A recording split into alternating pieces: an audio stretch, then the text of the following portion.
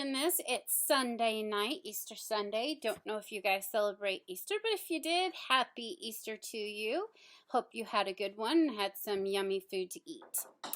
I want to get a jump start on this because last week's video was a little bit long and it took me a long time to get uploaded. So this one's going to be a lot shorter. So I'm going to kind of go over your work for the week. We are still on solar system. We're going to do that for the rest of the year, but this week's emphasis is on gravity.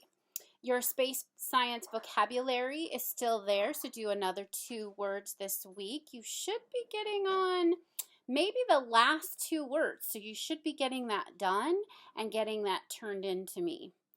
And there's a gizmo. A gizmo is kind of like an interactive online. We've done one of those, I think, in a couple weeks back. So take a look at that one. There's one on gravity pitch, and there's one on weight and mass. Okay, and remember that weight and mass are not the same. Mass is the amount of matter in an object, and weight is the force applied by a mass. Weight, though, relies on gravity, but mass doesn't. So your weight would change if you were on a different planet or on the moon that has a different gravity. But your mass isn't going to change because your mass is the amount of matter that you're made up of.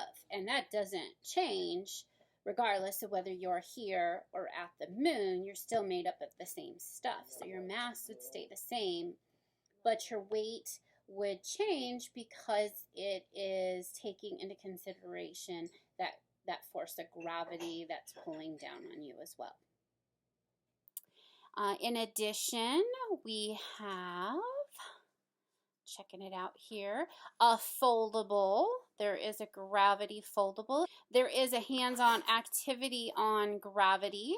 The hands-on activity that we have has some little boys and girls that you can place on the world and have you go through those worksheets and talk about why, even though we actually are kind of standing on the side of the earth, why does it not feel like we're standing on our sides? We still feel like we're going up and down, and that has to do with gravity and how gravity pulls everything towards the center of the earth. So the force is pulling us inward towards the center, so we feel that coming down this way even though we're on the side of the earth. So kind of keep that in mind as you go over that worksheet as well. So you can talk about some different objects like buildings and moons and basketballs and mountains, and talk about how they have a gravitational pull as well. And there's some video clips that go along to help you out with gravity. And then there is book work, so if you have your book, go ahead and use it. If not, I've put a PowerPoint together. Remember, you can add text boxes. You'll have to download the PowerPoint and save it. You'll have to add text boxes, resave it, and then you can send it back to me. I don't think there's anything I really need to show you other than the things I talked about, but if you do have questions, go ahead and email me. I'm available throughout the day. I'm going to try to get back to you as soon as possible between 10 and 12. So if you have a question and you can shoot it to me then, I should be, like online right about that time. I do check on and off all day long though.